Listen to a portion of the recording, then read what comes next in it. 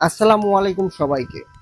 শুরু করছি মধ্যরাতের ট্রেনের আরো একটা নতুন এপিসোড। এবারের এপিসোডটা কোনো ইমেল অথবা অডিও ক্লিপ নয়। আমরা জামালপুর সরিষাবাড়ি একটা বিশেষ নিমন্ত্রণে সেখানে ঘুরতে গিয়েছিলাম। আমি সহ আমাদের মধ্যরাতের টিমের প্রত্যেকটা মেম্বারই একসাথে সেখানে গিয়েছিলাম। সেখানে গিয়ে আমরা বেশ কয়েকটা হন্টেড প্লেস ঘুরে দেখি এবং এবং সেই গ্রাম থেকে আমরা বেশ কিছু ঘটনা আপনাদের জন্য কালেক্ট করে নিয়ে এসেছি। ঘটনাটা অনেক আগেই আপনাদের কাছে পৌঁছে দিতাম, কিন্তু দেশের পরিস্থিতি কেমন ছিল আপনারা নিজেরাই জানেন। এদিকে নেট কালেকশনটাও ছিল না যে আমরা সরাসরি সেখানে আপনাদের জন্য লাইভ করব, তাই কয়েকটা দিন পরেই এপিসোডটা শুরু করি। কথা না বাড়িয়ে সরাসরি আমরা ঘটনায় চলে যাব। আমরা সেখান থেকে বেশ কয়েকটা অডিও ক্লিপও কালেক্ট করেছি। আর যাদের কাছে অডিও ক্লিপ দেওয়ার মতো সময় ছিল না, কিংবা আমাদের অডিও ক্লিপটা নেওয়ার সুযোগ হয়ে ওঠেনি, তারা আমাদের কাছে যেভাবে ঘটনাটা বলেছে আমরা ঠিক সেভাবেই আপনাকে ঘটনাটা শোনানোর চেষ্টা করব। শুরু করছি প্রথম ঘটনাটা সুজন নামে একজনের সাথে ঘটে যায়। তিনি যেভাবে আমাদের কাছে ঘটনাটা বলেছেন আমরা ঠিক সেইভাবেই আপনাদের কাছে তুলে ধরার চেষ্টা বলেছেন। আমি সুজন, আমার বাসা জামালপুর সরিষাবাড়ি।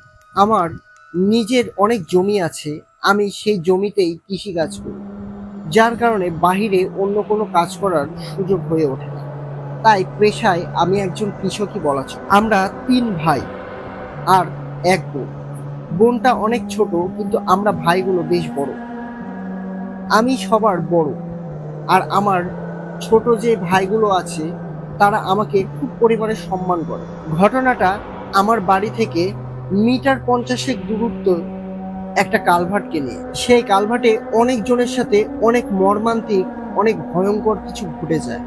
আমার সাথেও ঠিক এরকমই কয়েকটা ঘটনা ঘটে। তাই আমি আমার সাথে ঘটে যাওয়া সবচেয়ে ভয়ঙ্কর একটা ঘটনা দিয়েই শুরু করি। বরাবরের মতো সেদিনকেও আমি নিজের জমির কাজ শেষ করে বাসায় ফিরছি। আমি প্রতিদিনই সন্ধ্যার পর সেই রাস্তা দিয়ে বাড়িতে আসি। রাস্তাটা ছিল ঠিক এরকম, দুই পাশেই বিল, বিলের মাঝখান দিয়ে কাঁচা একটা রাস্তা চলে গেছে। অনেক সময় বর্ষাকালে সেই রাস্তাটার অর্ধেক পর্যন্ত পানি চলে আসে। আমরা 2-3 এলাকা মিলে এই একটাই রাস্তা দিয়ে যাতায়াত করি। এই 2024 সালে এসেও এই রাস্তাটা এখনো পাকা হয়নি। রাস্তাটা অনেক পুরনো একটা রাস্তা। এই রাস্তা নিয়ে অনেকজনের সাথে অনেক রকম ঘটনার কথা প্রচলিত আছে। আমার সাথেও সেদিনকে এমন এক ভয়ঙ্কর ঘটনা ঘটে যায় যা আমি জীবনেও কোনোদিন ভুলব না। আমি হাঁটতে হাঁটতে যখন সেই কালভার্টটার কাছে এসে দাঁড়ালাম, আমি দেখলাম ভর সন্ধ্যাবেলায় আমার ছোট ভাই সেই কালভার্টের ব্রিজের উপরে বসে আছে। চারপাশটা পুরোপুরি অন্ধকার হয়নি, আকাশে এখনো লালিমা আছে। আমি হালকা আলোতেই দেখলাম আমার নিজের ছোট ভাই সেই কালভার্টের উপরে বসে আছে। আমি তাকে অনেক বকাঝকা করলাম। এই সন্ধ্যাবেলায় এই কালভার্টের উপরে একা একা বসে থাকার কি দরকার, কারণ জায়গাটা ভালো না। এই কালভার্টটার উপরে অনেক মানুষ এই পর্যন্ত প্রাণ দিয়েছে। সে এগুলো জানার পরেও একা একা কেন সন্ধ্যাবেলায় বসে আছে। আমি বেশ কিছুক্ষণ বকাঝকা করার পরেও সে যখন কোনো উত্তর দিচ্ছিল না, আমি রাগের বশে তাকে জোরে একটা থাপ্পড় মারি। আমার চড় মারার কারণে আমার ছোট ভাই আমার দিকে প্রচন্ড রাগের দৃষ্টিতে তাকায়। আমি তার চেহারা এরকম রাগী ভাব দেখে আরো বেশি খেপে যাই। আমি দ্বিতীয় একটা চড় মারার জন্য যেই হাত তুলেছি, আমি দেখলাম আমার ছোট ভাই সে কালভার্টে বয়ে চলা পানির নিচে ঝাঁপ দিল। এটা দেখে আমি পুরাই অবাক হয়ে যাই, এবং আমি তখন ভাবলাম এখানে সন্ধ্যাবেলা বসে থাকার কারণে আমার ছোট ভাইয়ের সাথে হয়তো কিছু একটা ঘটে গেছে। তাকে হয়তো কোনো জিন বা অন্য কিছু আসর করেছে। আমিও তার সাথে সাথেই পানিতে ঝাঁপ দিলাম, কারণ নিজের ভাই, যদি কোনো খারাপ কিছু হয়ে যায়। আমি বেশ কিছুক্ষণ সেখানে আমার ছোট ভাইকে খোঁজাখুঁজি করছিলাম আর জোরে চিৎকার করছিলাম মা মা বলে। সেই কালভার্ট থেকে আমার বাড়িটা বেশি একটা দূরে না, জোরে চিৎকার করলেই আমাদের বাড়ি থেকে শোনা যাবে। আমার চিৎকার শুনে বেশ কয়েকজন লোকজন আমাদের সেই কালভার্টের কাছে এসে দাঁড়ায় আর আমাকে জিজ্ঞেস করে কি হয়েছে। আমি পুরো ঘটনাটা তাদের কাছে বলতে থাকি। আমার সাথে আরো 2-3 জন নেমে আমার ছোট ভাইকে খুঁজতে থাকি, কিন্তু আশ্চর্যের বিষয়, সেখানে আমি আমার ছোট ভাইকে কোনো অবস্থাতেই খুঁজে পাচ্ছিলাম না। কালভার্টে খুব একটা পানি ছিল না, সে সময় মাজা অবধি পানি ছিল, কিন্তু সেই মাজা পানির ভেতরেও আমরা কাউকে খুঁজে পাচ্ছিলাম না। আমরা তিনজন মিলে আমার ছোট ভাইকে খুঁজতে থাকলাম। তার কিছুক্ষণের মধ্যেই আমার ছোট ভাই, যে একটু আগে সে কালভার্টে আমার চোখের সামনে ঝাঁপ দিয়েছে, সে এসে ওখানে দাঁড়ালো আর বলে উঠলো, কি হয়েছে, আমরা কি খুঁজতেছি। আমরা আমার ছোট ভাইকে দেখে প্রচুর পরিমাণে অবাক হয়ে গেল। বিশেষ করে আমি কোনো কথা বলার শক্তিই পাচ্ছিলাম না, কারণ আমি নিজে একটু আগে তাকে সেই কালভার্টের উপরে বসে থাকতে দেখেছি। শুধু বসে থাকতে দেখলে যদি শুধু বসে থাকতে দেখতাম তাহলে হয়তো চোখের ভুল মেনে নিতাম। আমি নিজে তাকে আঘাত করেছি আর আমার সামনেই সে পানিতে ঝাঁপ দিয়েছে। এত বড় ভুল কিভাবে হয়? বিষয়টা আমরা বুঝতে পারলাম যে আমার সাথে কি হয়েছে। তখন আমরা সেই কালভার্ট থেকে উঠে পড়ি এবং বাড়িতে চলে আসি। সেই কালভার্টের আশপাশে কোনো বাড়িঘর ছিল না, একটু দূরে শুধু আমাদের বাড়ি, তার পাশে ছিল বিল, আর বিলের পাড়েই ছিল একটা বটগাছ। এই বটগাছ নিয়েও অনেক ঘটনা আছে, একটু পরেই সেই ঘটনায় আসে। আমি যখন বাড়ি ফিরে গেলাম, বাড়ি ফিরে গোসল শেষ করে এই ঘটনাটা নিয়েই আমরাই বলা বলি করছিলাম। হঠাৎ করেই আমার সেই ডান হাতটা ব্যথা করতে লাগলো। আমি বুঝতে পারছিলাম না যে ব্যথাটা কোথায় হচ্ছে। পুরো হাতটা জুড়েই সে ব্যথাটা করছিল। আমি একটু একটু করে হাত মুষ্টি করছিলাম আর আরেক হাত দিয়ে আমার হাতটা টিপছিলাম। এটা দেখে আমার ওয়াইফ বলল যে আমার হাতে কি হয়েছে। আমি তাকে বললাম আমার হাতটা কেমন একটা ব্যথা করছে। কথাটা শুনে আমার ওয়াইফ আমার হাতটা টিপে দিতে লাগলো। সে যখনই টিপতে গেল তখনই ব্যথাটা আরো বেশি অনুভব হলো। মুহূর্তের মধ্যেই সে ব্যথাটা একটা অসহ্য যন্ত্রণায় পরিণত হয়ে গেল। আমি কিছু বুঝতে পারলাম না। আমি সহ্য করতে না পেরে কান্না করা শুরু করলাম। এরকম ব্যথা এর আগে কোনো দিনও হয়নি। আর আমি অনেক শক্তি সমর্থ একটা মানুষ ছিলাম, এত সহজে কান্না করার মতো মানুষ আমি না। কিন্তু এই ব্যথাটা এত পরিমাণে তীব্র ছিল যে আমি কোনো অবস্থাতেই সহ্য করতে পারছিলাম না। মুহূর্তের মধ্যেই আমার শরীরে প্রচুর পরিমাণে জ্বর চলে এলো। আমার মা আর আমার বাবা ঘটনাটা বুঝতে পারলো যে আমার সাথে এসব কি ঘটছে। তারা বেশি দেরি করলো না, পাশের গ্রাম থেকেই মসজিদের ইমামকে ডেকে নিয়ে আসলো এবং সে ইমাম এসে কিছু পানি পড়া দিয়ে আমাকে চলে গেল। কিন্তু তার পানি পড়া খেয়েও আমার কোনো উন্নতি হলো না। আমার জ্বরটা ক্রমশ বেড়েই চলেছে আর হাতের যন্ত্রণায় আমি প্রচুর পরিমাণে ছটফট করতে লাগলাম। এভাবেই রাতটা অনেক গভীর হয়ে গেল। আমি ঘুমিয়ে গিয়েছি। আমি ঘুমের মধ্যেই স্বপ্নে দেখলাম যে সেই কালভার্টটায় কেউ একজন খালি গায়ে লুঙ্গি পরে বসে আছে। আমার ইচ্ছা না থাকা সত্ত্বেও কোনো এক অদৃশ্য শক্তি সেই কালভার্টটার দিকে আমাকে টেনে নিয়ে যাচ্ছে। আমি হাঁটতে হাঁটতে সেই কালভার্টটার সামনে গিয়ে দাঁড়ালাম এবং সেই লোকটার দিকে এক দৃষ্টিতে তাকিয়ে থাকলাম। আমি এই এলাকায় ছোট থেকে বড় হয়েছি। এই এলাকার এমন কোনো মানুষ নেই যাকে আমি চিনি না, কিন্তু এই লোকটাকে আমার প্রচুর পরিমাণে অস্বাভাবিক মনে হচ্ছিল যে একে এর আগে কোথাও আমি কখনোই দেখিনি। আমি তাকে জিজ্ঞাসা করলাম, কে আপনি? সেই লোকটি আমার কথার কোনো উত্তর দিল না। সে এক দৃষ্টিতে মাথা নিচু করে কালভার্টের উপরে বসে আছে। আমি চারপাশটা বেশ পরিষ্কার দেখতে পাচ্ছিলাম। আমি কয়েকবার সেই লোকটাকে জিজ্ঞাসা করলাম, কে আপনি? এখানে কেন বসে আছি? লোকটি আমার কোনো কথার উত্তর দিল না। আমি যখন তার গায়ে ধাক্কা দিয়ে জিজ্ঞাসা করি, এই কে আপনি? তখন সেই লোকটি মাথা তুলে আমার দিকে তাকায়। আমার দিকে মাথা তুলে তাকাতেই আমি আরো বেশি আশ্চর্য হয়ে গেলাম। আমি দেখলাম সেটা আর কেউ না, আমি নিজেই সেই কালভার্টের উপরে বসে আছি। আমার সামনেই আমি দাঁড়িয়ে আছি। আমি দেখলাম আমার সামনে যে বসে আছে তার চোখগুলো পুরোটাই সাদা হয়ে গেছে। তার মুখের এক অংশ দিয়ে রক্ত বেয়ে বেয়ে পড়ছে। আমি এটা দেখে অনেক জোরে চিৎকার করে উঠি। আমি সত্যি সত্যি চিৎকার করে ঘুম থেকে উঠে পড়ি। আমার পাশে আমার মা আর আমার ওয়াইফ শুয়েছে। তারা হন্তদন্ত হয়ে ঘুম থেকে উঠে বলে, কি হয়েছে? কিন্তু তখন আমার কোনো কথা বলার শক্তি ছিল না। আমি তাদেরকে কি বোঝাবো আমি নিজেও বুঝতে পারছিলাম না। আমার হাতের যন্ত্রণাটা আরো বেশি তীব্র হয়ে গেল। আমি অনেক জোরে জোরে চিৎকার করতে লাগলাম। চিৎকার করতে করতে এক পর্যায়ে আমি জ্ঞান হারিয়ে ফেলি। আমি অচেতন অবস্থায় আমাকে নিয়ে কবিরাজের কাছে যাওয়া হয়। সেই কবিরাজের কাছে গিয়ে কিছু ঝাড়ফুঁক করে সেই কবিরাজ আমাকে কিছু পানি পড়া দেয় আর দুইটা তাবিজ দেয়। একটা তাবিজ গলায় পরে রাখার জন্য, আরেকটা তাবিজ মাজায় বেঁধে রাখার জন্য। আর তিনি আমার শরীরটাও নাকি বন্ধ করে দেন। এবং সেই কবিরাজের কাছ থেকে আমাকে সরাসরি হাসপাতালে ভর্তি করা হয়। সেখানে বেশ কয়েকদিন থাকার পরেও আমার শরীরের কোনো উন্নতি হচ্ছিল না। 2-3 দিন হসপিটালে থাকার পরে আমাকে বাড়িতে নিয়ে আসা হয়। বাড়িতে নিয়ে এসে সেই কবিরাজকে বাড়িতে ডাকা হয়। আমাদের বাড়িতেই সেই কবিরাজ তার নিজের মতো করে একটা আসন পাতে। আসনে সেই কবিরাজটা আমাদের যা বলে সেটা শুনে আমরা আরো বেশি আশ্চর্য হয়ে যাই। সেদিনকে আমি আমার ছোট ভাইয়ের মতো যাকে দেখেছিলাম সেটা তো আমার ভাই ছিল না, সে ছিল সে কালভার্টে বসবাস করা একটা খুব খারাপ দুষ্টু জিন। আর সেই কালভার্টে 309 জন জিন বসবাস করে। এই কথাটা আমরা এর আগে কেউই জানতাম না, সেদিনকেই আমরা জানতে পারি। তার ভিতরে সবচেয়ে খারাপ আর বদ যে জিন, সেই জিনটাকেই আমি মেরেছিলাম। অনেক রকম প্রসেসের মাধ্যমে সেই জিনটা আমাকে ছেড়ে যাওয়ার প্রতিশ্রুতি জানায়।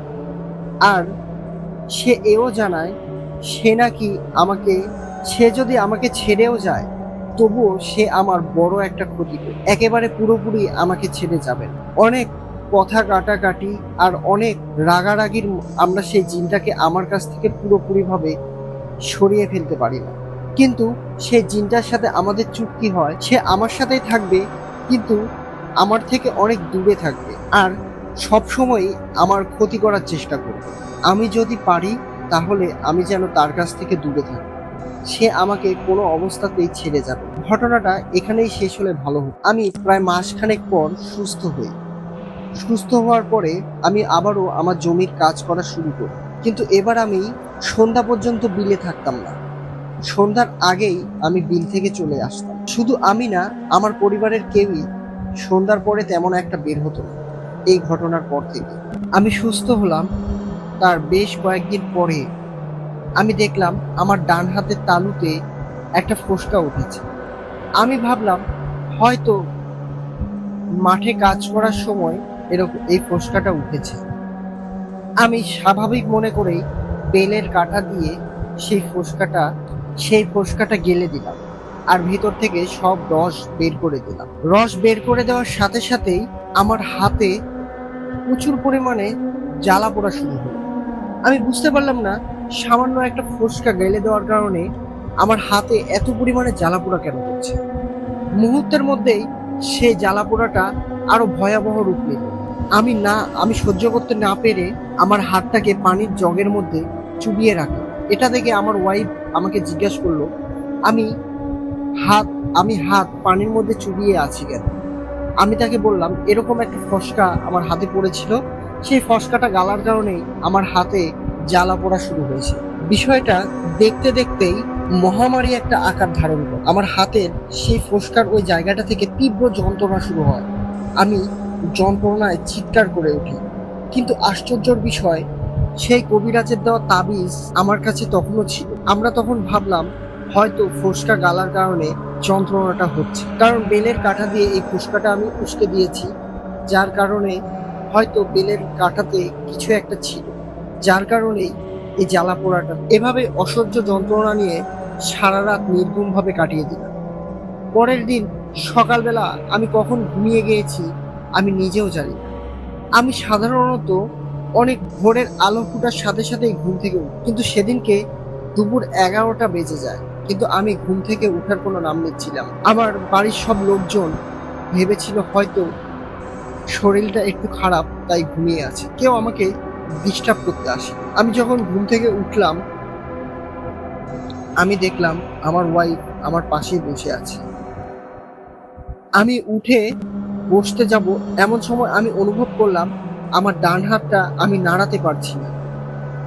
আমি অনেক চেষ্টার পরেও যখন আমার ডান হাত নাড়াতে পারছি না, বিষয়টা আমার ওয়াইফ দেখে বলল, কি হয়েছে, অমন করতেছেন কেন? আমি আমার ওয়াইফকে বললাম, আমার হাতে আমি কোনো শক্তি পাচ্ছি না। কথাটা শোনার সাথে সাথে আমার ওয়াইফ চমকে উঠল এবং চিৎকার করতে করতে আমার বাবাকে ডেকে নিয়ে আসলো। আমি অনেক চেষ্টার পরেও আমার সেই ডান হাতটা আমি নাড়াতে পারছিলাম না। বিষয়টা আমার বাবার কাছে মোটেও ভালো লাগে। ফোসকাটা ফাটানোর কারণে আমি যে এরকম একটা বিপদে পড়ব তা আমি জীবনেও কোনোদিন কল্পনা করি।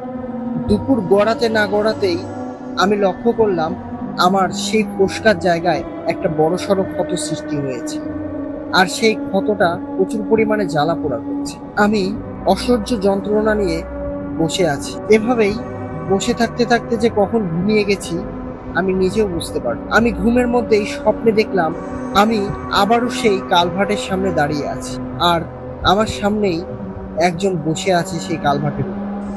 আমি ভালোভাবে লক্ষ্য করলাম আমি সেদিনকেই আমার মতো যাকে দেখেছিলাম ঠিক সেই কালভার্টের উপরে বসে আছে। এবার সে আমার দিকে এক দৃষ্টিতে তাকিয়ে কেমন একটা বিভৎস রকমের হাসি দিচ্ছে। আমি তার হাসির কোনো কিছুই বুঝতে পারলাম না। আমি চিৎকার করে ঘুম থেকে উঠে পড়লাম। ঘুম থেকে উঠার সাথে সাথেই আমার ওয়াইফ আমার কাছে এলো। আমাকে জিজ্ঞেস করলো কি হয়েছে। আমি আমার স্বপ্নের কথা আমার ওয়াইফকে বললাম। আমি শুয়েই ছিলাম, আমার ওয়াইফ হাত পাকা দিয়ে আমাকে বাতাস করছিল। এমন সময় হন্তদন্ত করে আমার মা সেখানে এসে পৌঁছায়, আমাদের রুমে এসে ঢুকে আর বলে, বাবা কি হয়েছে তো, বলে অনেক কান্না করতে লাগে। আমি আমার মায়ের কান্নার কারণটা বুঝতে পারলাম। আমি আমার মাকে জিজ্ঞাসা করলাম, কি হয়েছে মা, কাঁদছো কেন? আমার মা তখন আমাকে বলল, একটু আগেই সে নাকি স্বপ্নে দেখে যে কালভার্টের উপরে কেউ একজন বসে আছে। মাও আমার মতোই এক পা দুপা করে সে কালভার্টের কাছে যায়, গিয়ে দেখে মাথা নিচু করে একটা লোক বসে আছে। আমার মা ডাকতেই সেই লোকটা যখন মায়ের দিকে তাকায় তখন মা আরো বেশি আশ্চর্য হয়ে যায়, কারণ সেই লোকটা অন্য কেউ ছিল না, সেই লোকটা ছিলাম আমি। আর আমি দেখতে ছিলাম ঠিক এরকম। আমার চোখগুলো সাদা বর্ণের হয়ে গেছে, আমার গাল ও গায়ের বিভিন্ন অংশে কেমন একটা কোচরা ঘাওয়ের সৃষ্টি হয়েছে। আর সে অবয়বটা আমার মাকে বলে, তোর ছেলে আমাকে মেরেছে, আমি তোর ছেলেকে নিয়ে তবেই যাব। এই বলেই মায়ের দিক তাকিয়ে বীভৎস একটা হাসি দেয়। এটা দেখে আমার মা ঘুম থেকে উঠে লাফ দিয়ে উঠে পড়ে আর হন্তদন্ত করে আমার আমার ঘরে আমার সামনে এসে দাঁড়ায়। তখন আমি আমার মাকে বললাম, মা এসব নিয়ে অত চিন্তা করো না, যা হবে দেখা যাবে। আমার মা অনেক জোরে জোরে কাঁদতে লাগলো। এটা দেখে আমারও বেশ খারাপ লাগতে লাগলো। ঘর থেকে বের হওয়ার জন্য আমার পরনের যে কাঁথাটা ছিল সেটা টান দিয়ে সরিয়ে ফেলি। আমি দেখলাম আমার শরীরে বেশ কয়েকটা জায়গায় ক্ষত সৃষ্টি হয়েছে। এটা দেখে আমার মা আরো জোরে জোরে কাঁদতে লাগলো, কারণ একটু আগেই স্বপ্নে আমার মা যেরকম ক্ষত দেখেছে আমার গায়েও ঠিক সেরকমই ক্ষত। এটা শুনে আমার ওয়াইফ অনেক জোরে জোরে কাঁদতে লাগলো। আমি সেখানে কি করব কিছু বুঝতে পারছিলাম না। আমার পুরো শরীর প্রচুর পরিমাণে ব্যথা হয়ে গেল। আমি বিছানা থেকে উঠতে পারলাম না। সেদিনকে আর বিলম্ব না করে পাশের এলাকা থেকে সেই কবিরাজকে আমাদের বাড়িতে ডেকে নিয়ে আসলেন। তিনি তার মতো করে একটা আসন পাতেন। আসন পেতে তিনি আবারও সেই জিনের সাথে কথা বললেন। সেই জিন এবার বলে সে নাকি পুরনো কোনো চুক্তি মানে না, সে আমাকে মারবে, আমাকে নিয়ে তবেই শান্ত হবে। আর এবার আমার সাথে সে একা না, আমার সাথে আরো 11টা জিন আমার পেছনে লেগেছে, তারা আমাকে নিয়ে তবেই শান্ত হবে। কবিরাজের সাথে অনেকক্ষণ কথা কাটাকাটির পরেও আমরা কোনো আশাজনক কিছু বুঝতে পারলাম না। কবিরাজটা হতাশ হয়ে আমাদেরকে বলল, এটা আমার দ্বারা সম্ভব না, আপনারা অন্য কারো কাছে চেষ্টা করে দেখুন। কথাটা শুনে আমাদের আশাটাই ভেঙে গেল, কারণ আমরা এখন কোথায় যাব?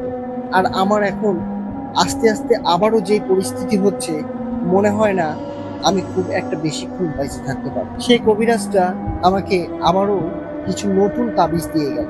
আর সেই কবিরাজটা বলল আমাকে যেন 7 দিন 3 পুকুরের পানি দিয়ে সকালবেলা গোসল করানো হয়, দুপুরবেলাও যেন 3টা নদীর পানি দিয়ে গোসল করানো, আর সেই গোসল করানো পানি দিয়ে সন্ধ্যাবেলা যেন আমাকে একটু করে খাইয়ে দেওয়া। তার কথা মতোই 7 দিন আমরা এভাবেই এই কাজটা করলাম।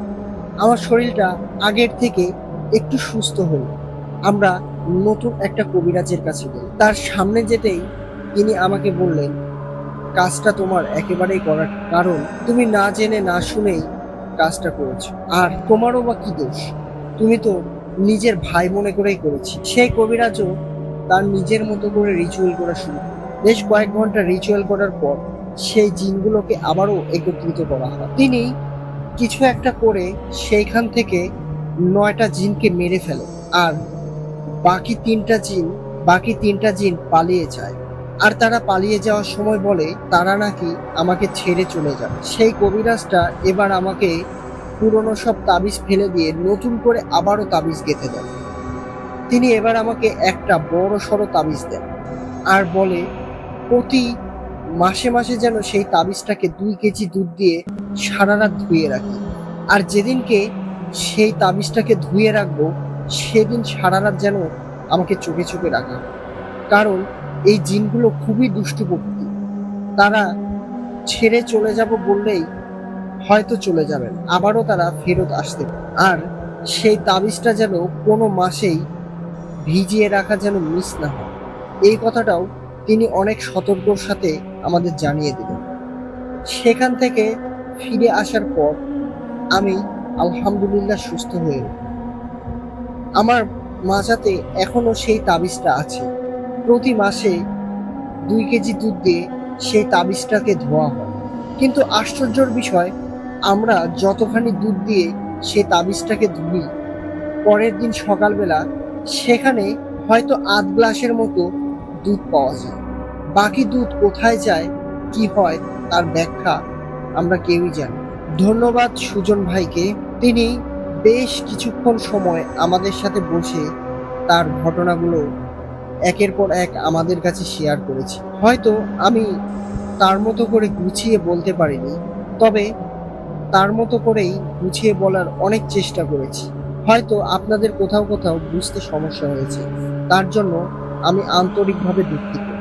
চলে যাব আমাদের দ্বিতীয় ঘটনাটা আফাজ নামের এক ভাইয়ের সাথে ঘটেছে। ঘটনাটা যিনি বলেছেন তিনি তার নিজের ছোট ভাই। তার ছোট ভাইয়ের নাম সাজদা। তিনি যেভাবে বলেছেন আমি ঠিক সেভাবেই বলার চেষ্টা করছি। আমার গ্রামের হাটে একটা দোকান ছিল। গ্রামে সেই হাটটা অনেক রাত পর্যন্তই চলত। যেদিনকে হাটের দিন ছিল সেদিনকে অনেক মানুষের আনাগোনা ছিল। অনেক বড় একটা হাট। আমার সে হাটের দোকানে আমি বেশ কিছু পণ্য বিক্রি করতাম। দোকানটা সেদিন বন্ধ করতে করতে প্রায় রাত 10টা কি 11টা বেজে যায়। আমি হাটে যাওয়ার সময় আমার বিক্রিত পণ্য নিয়ে গরুর গাড়িতে করে হাটে যেতাম, আবার ফিরে আসার সময় সেই গরুর গাড়িতে করেই ফিরে আসতাম। নিজস্ব গাড়ি থাকায় আমার কোনো সমস্যা হতো না। সেদিনও আমি বরাবরের মতো গরুর গাড়িতে নিজের সব মাল নিজের দোকানের সব মাল সামগ্রী প্যাক করে গাড়ি নিয়ে রওনা দিলাম। এভাবেই আমি বেশ কিছু দূর চলে এলাম। আসতেই এই বিলের ভেতরে সে রাস্তার মাঝামাঝি অবস্থায় এসে আমার গরুগুলো থেমে গেল। আমি অনেক চেষ্টা করার পরেও সেই গরুগুলোকে আর এক পাও সামনের দিকে আগাতে পারছিলাম। আমি অনেকক্ষণ ধরে তাদের পেটাচ্ছিলাম, তবুও তারা সামনের দিকে আগাচ্ছিল আর জোরে জোরে চিৎকার করছে। আমি বুঝতে পারলাম না তারা আজকে এরকম কেন করছে। আমি গাড়ি থেকে নামলাম, নেমে গরুর রশি ধরে টানতে লাগলাম, তবুও সেই গরুগুলো সামনের দিকে আগাচ্ছিল। আমি কি করব বুঝতে পারছি। আমি সামনের দিকে তাকাতে কিছু একটা দেখতে পেলাম। আমার থেকে বেশ খানিকটা দূরে রাস্তার ভেতরে আড়াআড়ি ভাবে সাদা কিছু একটা পড়ে আছে। আমি ভেবেছি হয়তো কোনো গাছ কিংবা কোনো কিছু পড়ে আছে। আমি আস্তে আস্তে আমার গাড়িটা রেখে আমি আস্তে আস্তে সেই জিনিসটাকে দেখার জন্য সামনের দিকে গেলাম। আমি সামনে গিয়েই যা দেখলাম তার জন্য আমি মোটেও প্রস্তুত ছিলাম না। আমি দেখলাম সেই ছোট্ট রাস্তার ভেতরে একটা কাফনে জড়ানো লাশ এমন ভাবে শুয়ে আছে, যেটাকে ক্রস করে যাওয়া আমার কিংবা আমার গাড়ির পক্ষে কোনো অবস্থাতেই সম্ভব। আমি যদি রাস্তা পার হই তাহলে সে লাশটার উপর দিয়েই যেতে হবে, তাছাড়া আর কোনো অপশন নেই। আমি কি করব বুঝতে পারছিলাম না। আমি এই জিনিসটা দেখে প্রচন্ড ভয় পেয়ে গেলাম। আমি আরো বেশি ভয় পেলাম যখন সেই লাশটা উঠে বসলো। আমি চাঁদনি রাতে স্পষ্ট দেখতে পেলাম সেই লাশটা শোয়া থেকে উঠে বসলো। এটা দেখে আমার গা হাত পা ঠান্ডা হয়ে গেল। মনে হলো আমার পায়ের নিচ থেকে মাটি সরে গেল। আমি কি করব কিছু বুঝতে পারছি না। আমি পেছন দিকে দৌড় দিব, পেছন দিকে যদি দৌড়ও দিই আমার সামনের গ্রামে যেতে প্রায় 15 থেকে 20 মিনিটের মতো সময় লাগবে। আমি ভাবলাম সামনে যাওয়া তো আর কোনো অবস্থাতেই সম্ভব না। এখন নিজের প্রাণটা বাঁচানোর জন্য আমি পেছন দিকেই রওনা। আমি পেছনে তাকাতেই দেখি আমার পেছনেও ঠিক একই রকম ভাবে একটা কাফনে জড়ানো লাশ শুয়ে আছে। আমি এটা দেখে আরো বেশি ভয় পেয়ে গেলাম। আমি জোরে চিৎকার করতে লাগলাম, কিন্তু সেখানে আমার চিৎকার শোনার মতো কেউই থাকলো না। আমি কি করব? আমার সবকিছু মাথার উপর দিয়ে গেল। চারপাশে প্রায় হাঁটু সমান পানি। আমি যে বিলের ভেতরেও দৌড় দিব সেই উপায়ও আমার কাছে নেই। পানিতে নামলে নির্ঘাত মৃত্যু, এটাও আমি খুব ভালো করে বুঝতে পারছি।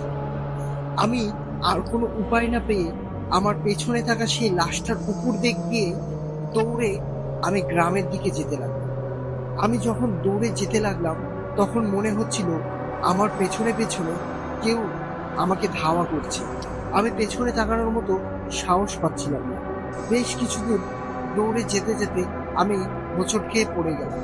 তারপরে আমার আর কিছু মনে নেই। আমার যখন জ্ঞান ফিরল তখন আমি নিজেকে আমার নিজের বাড়িতে আবিষ্কার করলাম। আমি দেখলাম আমার চারপাশে অনেক মানুষজন ভিড় করে দাঁড়িয়ে আছে। আমার কথা বলার মতো কোনো শক্তি নেই। আমি কালকে এত পরিমাণে ভয় পেয়েছি যেটা বলে বোঝানোর মতো ক্ষমতা আমার ভেতরে নেই। আমি যখন সুস্থ হলাম আমি প্রায় 2-3 দিনের মতো কোনো কথা বলতে পারলাম না। আমার পুরো শরীরে এত পরিমাণে জ্বর ছিল যে আমি উঠে বসার মতো অবস্থায় ছিলাম না। আমি 2-4 দিন পরে আমার সাথে ঘটে যাওয়া ঘটনা আমি আমার পরিবারের সব লোকজনের সাথে শেয়ার। তারা আমাকে নিয়ে একটা কবিরাজের কাছে যায়। এখানে মজার ব্যাপার ছিল কি, যেদিনকে আমার সাথে ঘটনা ঘটে সেদিনকে আমার গরুর গাড়ি যে 2টা গরু ছিল সেই গরু দুটোর একটাকে খুঁজে পাওয়া যাচ্ছিল না, আর আরেকটা গরুকে দেখে মনে হয়েছিল যে কয়েকটা হিংস্র প্রাণী মিলে সেই গরুটাকে সারা রাত ধরে ছিঁড়ে ছিঁড়ে খেয়েছে। চারপাশে প্রচুর পরিমাণে রক্ত লেগেছিল আর গরুর হাড় চামড়া রাস্তার একপাশে পড়েছে। আমার গরুর গাড়িতে আমার বিকৃত যে মালামাল ছিল সেই মালামালগুলো অগোছালোভাবে যেখানে সেখানে পড়েছিল, যেগুলো আর ব্যবহার করার উপযোগী ছিল না। এভাবেই অতি জ্বরে এভাবেই প্রায় 2 মাস কেটে যায়। তার 2 মাস পরে সাজদার ভাইয়ের বড় ভাই আফাজ এই দুনিয়ার মায়া ত্যাগ। ঘটনাটা এখানেই শেষ। পরবর্তী ঘটনায় যাওয়ার আগে আপনাদের জানিয়ে দেই, চাইলে আপনিও আমাদের কাছে ঘটনা লিখে পাঠাতে পারেন। আমাদেরকে ঘটনা লিখে পাঠাতে হলে ডেসক্রিপশন বক্সে দেওয়া ইমেল অ্যাড্রেসে আপনারা আমাদের ঘটনা লিখে পাঠান। আমাদের ফেসবুক পেজের লিংক ডেসক্রিপশন বক্সে দেওয়া আছে, চাইলে সেখানেও আপনারা আমাদেরকে সরাসরি মেসেজ করে ঘটনা লিখে পাঠাতে পারেন। আমাদের ফেসবুক পেজটা ফলো দিয়ে আর চ্যানেলটা সাবস্ক্রাইব করে পাশেই থাকুন। বেশি বেশি করে আমাদের কাছে ঘটনা আপনারা যত বেশি বেশি ঘটনা আমাদের কাছে পাঠাবেন আমরা ঠিক ততই বেশি বেশি ঘটনা আপনাদের কাছে উপস্থাপনা করতে পারব। চলে যাচ্ছি আমাদের পরবর্তী ঘটনাটা ঠিক একই এলাকার। ঘটনাটা সুজন ভাইয়ের বাবার সাথে ঘটেছে। তো চলুন শুরু করা যাক। আমি ঘটনাটা ঠিক সুজন ভাইয়ের বাবার মতো করেই বলার চেষ্টা করছি। যদি কোনো ভুল ত্রুটি করে থাকি আমি তার জন্য আন্তরিকভাবে দুঃখিত। চলে যাচ্ছি ঘটনা। সালটা 1989-এর দিকে হবে। তখন আশেপাশে খুব একটা বাড়িঘর ছিল না। আর আমি একদিন বিকাল বেলায় সেই বটগাছ, আমার বাড়ির কাছে এই বটগাছটার গোড়ায় বসেছিলাম। আমরা সবাই জানতাম এই জায়গাটা অনেক খারাপ। যদিও সন্ধ্যার পর আমরা কেউই বাসা থেকে বের হতাম না, কারণ আমরা সারাটা রাত প্রচুর পরিমাণে ভয়ে থাকতাম যে কখন কি ঘটে। কারণ এই জায়গাটা এতটাই ভয়ঙ্কর যেটা মনে আনলেও গায়ে কাঁটা দিয়ে ওঠে। আমি যখন সে বটগাছের নিচে বসেছিলাম, হঠাৎ করেই আমার মাথার ওপরে একটা বটের ফল এসে পড়ে। আমি মাথায় প্রচন্ড ব্যথা অনুভব করি। আমি বুঝতে পারলাম না যে বটের ফল মাথায় পড়ার কারণে এত জোরে কেন ব্যথা করবে। আমি আশপাশ ভালো করে লক্ষ্য করলাম।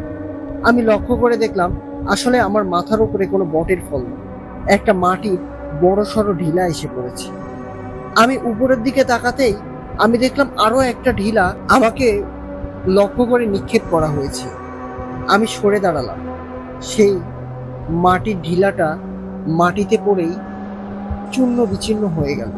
আমি উপরে খুব ভালো করে তাকিয়েছিলাম, কিন্তু সেখান থেকে আমি কোনো কিছুই দেখতে পেলাম না যে সেই মাটির ঢিলাটা আমাকে নিক্ষেপ করবে।